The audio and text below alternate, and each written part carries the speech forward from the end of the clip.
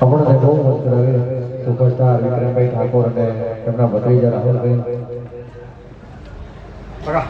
હા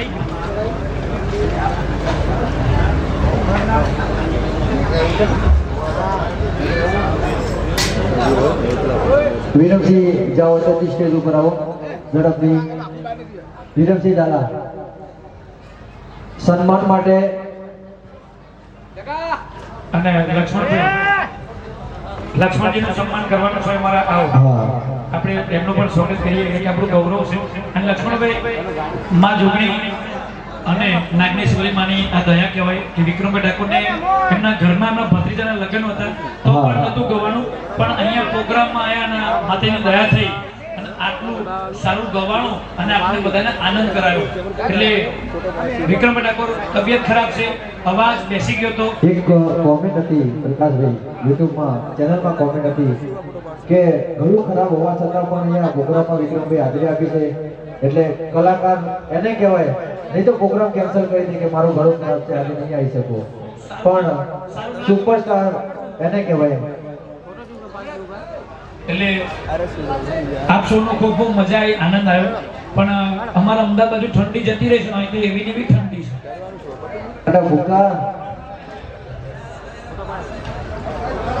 એટલે લક્ષ્મણભાઈનું પણ આપણે સ્વાગત કરવાનું છે. બહુ સુરીલા ઝડપથી વિરમસિંહના સ્વાગત માટે ફોટો ફ્રેમ આપી અને ફૂલહારથી સ્વાગત કરશે, આપણું સન્માન કરશે વિરમસિંહ ઝાલાનો.